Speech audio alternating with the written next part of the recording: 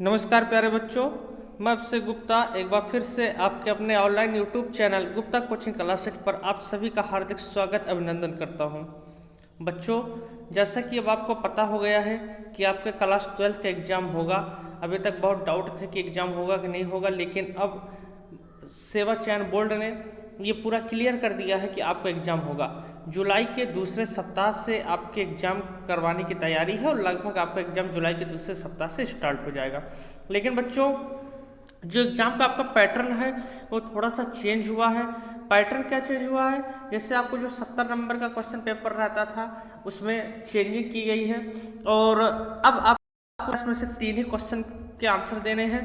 10 question रहेंगे जिसमें से 3 ही क्वेश्चन आपको करने हैं, लेकिन पढ़ना तो आपको सब रहेगा, क्योंकि क्वेश्चन कहाँ से आएगा यह तो पता नहीं है। तो मैं सेलेक्टेड क्वेश्चन आपको डेली आज से बताने का प्रयास करूंगा कि जहां से आपके लॉन्ग क्वेश्चन फंस जाए। तो 10 में से केवल 3 ही क्वेश्चन करने हैं, तो बहुत बड़ी बात नहीं है, आराम से आप कर सकते हो। केवल आपको लॉन्ग क्वेश्चन तैयार करने की ज़रूरत है और मैं कोशिश करूंगा आपको वो क्वेश्चन बताया जाए जिसकी आने की 99% चांसेज हों कि वो 10 क्वेश्चन में से फंस जाए। बच्चों आइए, तो इसी क्रम में हम लोग आज से लगते हैं, तैयार हो जाते हैं। आपको टॉपर बनाना है, आपको अच्छे से परसेंटेज पाना है, तो इसी क्रम में आज से हम लोग अपनी तैयारी करते हैं। ठीक, कहीं भी आपको कोई डाउट ना रहे, आप अच्छे से तैयारी करते रहिए। यहाँ से मैं आपको क्वेश्चन देता रहूँगा, आराम से आप जो है उस क्वेश्चन को मैं एक्सप्लेन भी करूँगा, आपका रिवीजन भी होता जाएगा और आप अच्छे से एक बार पढ़ते भी जाएंगे।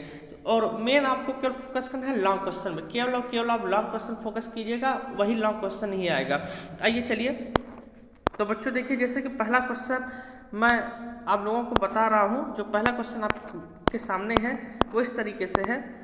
देखिए, इसके आने के पूरे चांसेज हैं, क्योंकि ये पी ब्लॉक का तत्व है और पी ब्लॉक के तत्व से क्वेश्चन जरूर आते हैं। क्वेश्चन इस टाइप का है कि इलेक्ट्रॉनिक विन्यास के आधार पर आवर्त सारणी में नाइट्रोजन, फास्फोरस और आर्सेनिक के स्थान की विवेचना करो। यानी जो आवर्त सारणी है उसके आधार पर आपको इनके स्थान की विवेचना करनी है कि ये कहाँ पे रखे गए हैं, किस स्थान पे रखे गए हैं। तो बच्चों, बहुत ही प्यारा सा क्वेश्चन है, बहुत ही सरल सा क्वेश्चन है।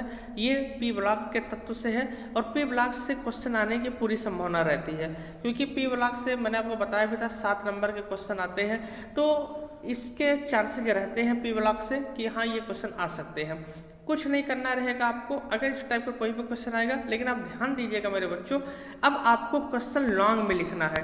क्वेश्चन को अब आपको शॉर्ट नहीं लिखना है, अब आपको क्वेश्चन को लॉन्ग में लिखना है, क्योंकि जो आपके 10 में से 3 क्वेश्चन रहेंगे वो लॉन्ग पैटर्न पे ही रहेंगे, तो थोड़ा सा आपको लॉन्ग करके लिखना पड़ेगा क्वेश्चन को।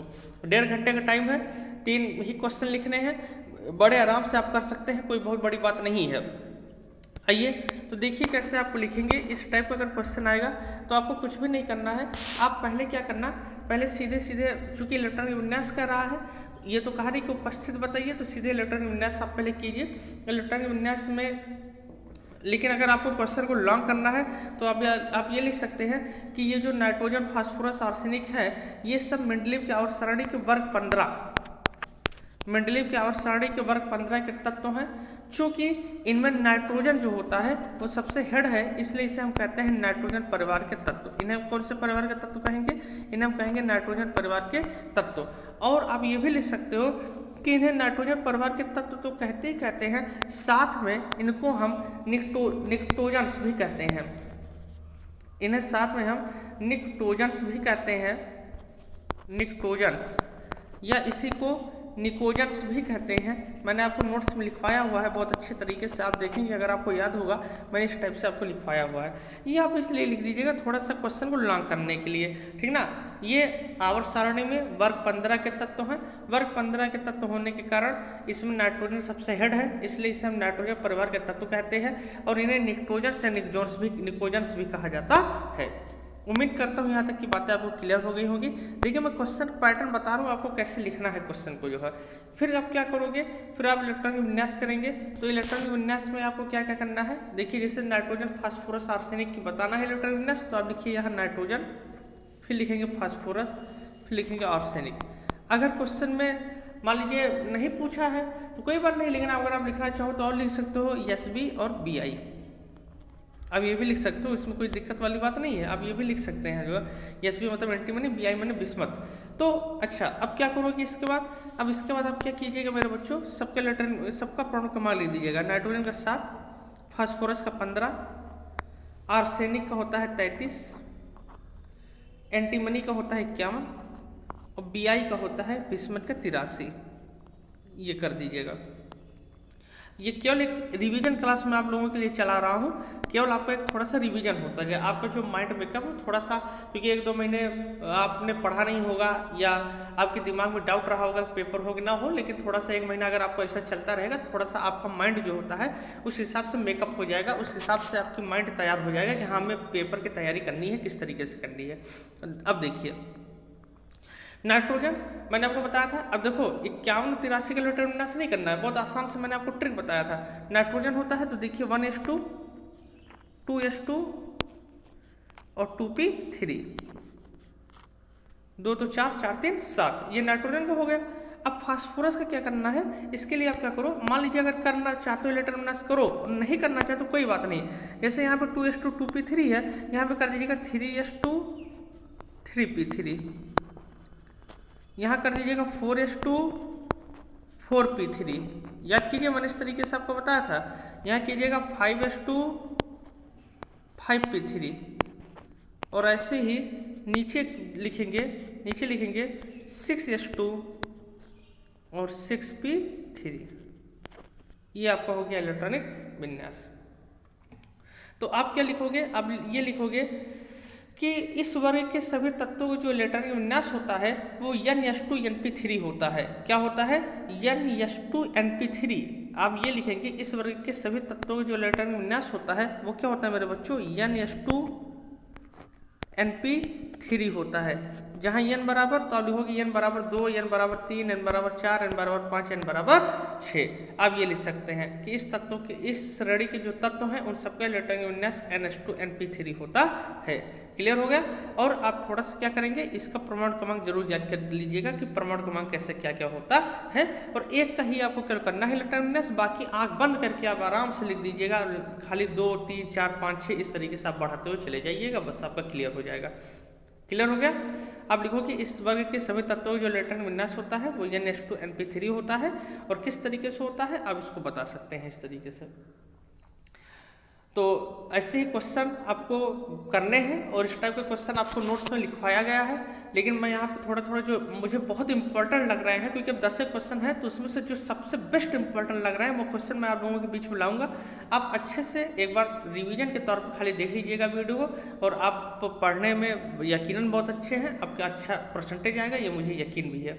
आइए, क्लियर हो गया ना? अच्छा, अब अगर मान लीजिए थोड़ा सा आप अगर थोड़ा सा और भी लिखना चाहो कि कुछ अगर आप और लिखना चाहते हो तो आप ये लिख सकते हैं कि इसमें जो नाइट्रोजन है वो क्या है बताइए, गैस है। नाइट्रोजन क्या है बताइए, गैस है। बाकी जो फास्फोरस है वो क्या रहेगा, वो ठोस है।